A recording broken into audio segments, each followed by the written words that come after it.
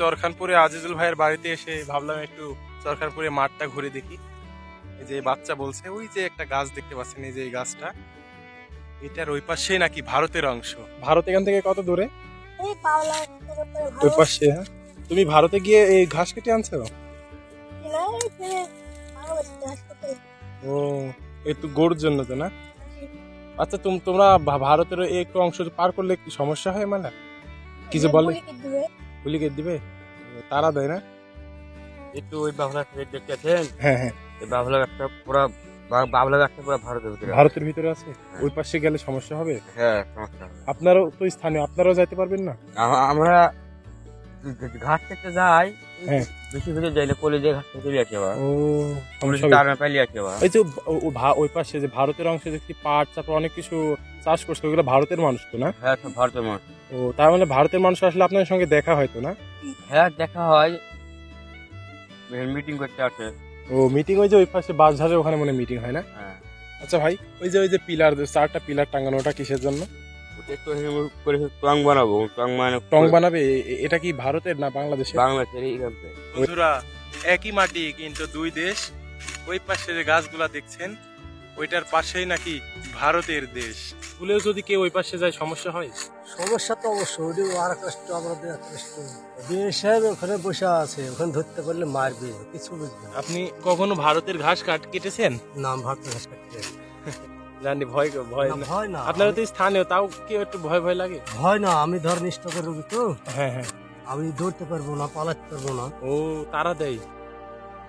আচ্ছা, আমরা যদি যে 0 পয়েন্টে যে ভারতের সীমান্ত পর্যন্ত যাই, তো ওই পাশে দেখলাম ওই কর্নারে, তাও সমস্যা হবে না? ওপর সমস্যা না। আমি যদি বাংলাদেশের সীমান্ত পর্যন্ত থাকি তাহলে না, সমস্যা নাই, কিন্তু ভারতে যাওয়া যাবে। এটা হচ্ছে চরখানপুর, ওই পাশে ওই গ্রাম আছে, ওইটার নাম কি? মুর্শিদাবাদ জেলা। মুর্শিদাবাদ জেলা না? আজিজুল ভাই একবার বলছিলেন ওই পাশে নাকি কাহারপাড়া, শেখপাড়া, কাতলামারি। হ্যাঁ হ্যাঁ, বলছিলেন সব গলায় আছে। ওই ভারতে আপনার রাত্রেও আছে তো না? সব গলায় আছে। ও, আসলে যে কাঁটাটার এটাই শুধু বাধা হয়ে দাঁড়াইছে না? আমাদের এখান থেকে 10 মিনিটের রাস্তা কাতলামারি। ও আচ্ছা, যখন এই কাঁটাটার ছিল না তখন কি ভারতে যাইতেন? আমাদের আজ 15 বছর থেকে ইন্ডিয়ার সাথে লেনদেন করত। তাছাড়া তার আগে ইন্ডিয়ার লোক এখানে এসে যখন আসছেন আপনি, হ্যাঁ হ্যাঁ, এখানে ওটাই 2-4 হাজার লোক পেতেন। ইন্ডিয়া ওরা আসতো মালপত্র লেসি বেচা কিনা, অমুক সমুক সব কিছু করতো। মাল এখানে বাংলাদেশে বিক্রি করতো না? বেচা কিনা হতো। এখন এই চরখানপুরের নতুন হাট, এখানে তো ইন্ডিয়ার কোনো মাল নাই। ও হ্যাঁ, এটা মানাও করে দিচ্ছে, এটা আর হওয়ার ইন্ডিয়ান কোনো মাল নাই। ভারতের কার বিটি আছে, কার বেটা আছে, কার বউ আছে। ভারতে আপনাদের আত্মীয় আছে না? শ্বশুরশাড়ি, বাপ, যে কাহারপাড়া, শেখপাড়া, কাতলামারিতে আপনাদের আত্মীয় আছে, তার মানে মুর্শিদাবাদ জেলার মধ্যে? হ্যাঁ, আমাদের জায়গা জমি সবই আছে ভারত। ও, ভারতের জায়গা জমি থাকি তার এখন লাভ নাই। বন্ধুরা, বাংলাদেশের একেবারে শেষ সীমান্তে এসে আশ্চর্য মনে হচ্ছে, আবার মনের ভিতর কৌতূহল জাগছে যে যাই একটু ভারতের অংশে যাই। তারপরেও একটু ভয় লাগছে, এখানকার মানুষ বারণ করছে। আর ওই যে দেখেন, ওই যে গাছ, যে এই গাছটার ওই পাশেই কিন্তু ভারতের অংশ।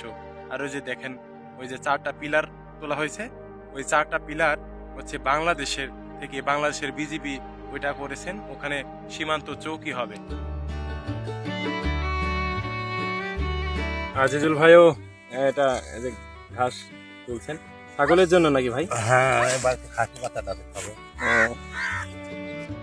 এই যে খালামণি কুলসন তার ছাগলকে নিয়ে যাচ্ছে, আজিজুল ভাই ঘাস কাটলেন এখানে।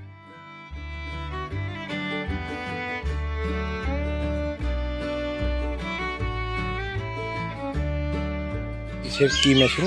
চ্যাম্পিয়ন।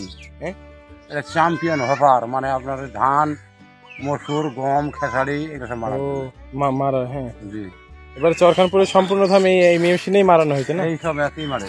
এটা কি মানে বাংলাদেশ থেকে কেনা না ইন্ডিয়া থেকে? ইন্ডিয়ান জিনিস, কিন্তু ইম্পোর্টে কিনা। ও, ইম্পোর্টে কিনা না? বন্ধুরা, একটা জিনিস লক্ষ্য করেন, এই যে এটা কিন্তু ইন্ডিয়ার, কিন্তু ইম্পোর্ট করে, এটা ওনারা বৈধভাবে এই চরখানপুরে এনেছেন। অথচ চাইলে কিন্তু এই যে কাহারপাড়া, কাতলামারি থেকেই আনা যেত, কিন্তু এটা অবৈধ হইতো না ভাই? আনা যাবে না, আনা যাবে না? কত ইন্ডিয়া, কত কাছে, কত কিছুই চাইলে কেনা যায়, কিন্তু সম্ভব না। সম্ভব না। শুধু একটা কাঁটা তারের বেড়া, কাটা তারের বেড়া। মানে এক কথা কোনো ইঞ্জিল জাতীয় জিনিস এমনি কিনতে পারবেন না। কিনতে যাবে না না। না। বন্ধুরা এই যে বাসের জায়গায় এখানে শীতল জায়গায় অনেকক্ষণ বসেছিলাম, তারপরে এই যে মাঠে সীমান্ত পর্যন্ত গেছিলাম। এরপরে এই যে আমার মামা স্বপন মামা, আজিজুল ভাইয়ের ছোট ছেলে মনে হয় না, স্বপন মামা আসেন। স্বপন মামা ভিতরে চলেন, খাবার খাই। না, ভিতরে খাওয়া খায় না, আমরা এখন বসে আছি। আচ্ছা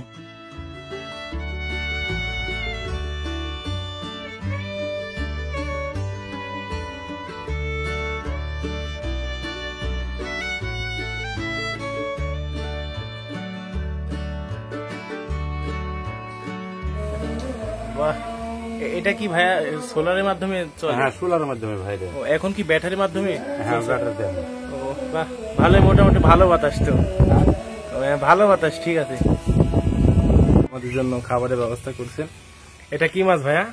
এটা হচ্ছে আপনার কাঁটা পাতা আছে, ট্যাংরা আছে, বালিয়া আছে। মাছের নামও কোনোদিন শুনিনি, কিন্তু অথচ এখন খাবো। খুবই ভালো লাগবে বিষয়টা।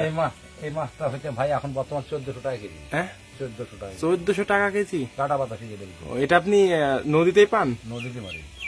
আমি মানে খুবই ভালো লাগছে যে আপনি এত দামি মাছ এনেও। আরে খাবেন তো বানান একদিন। আর এই যে এটা মাসকলাইয়ের ডাল না? বরাবরই মাসকলাইয়ের ডাল সবার কাছেই প্রিয়, চরখানপুরের মাসকলাইয়ের ডাল।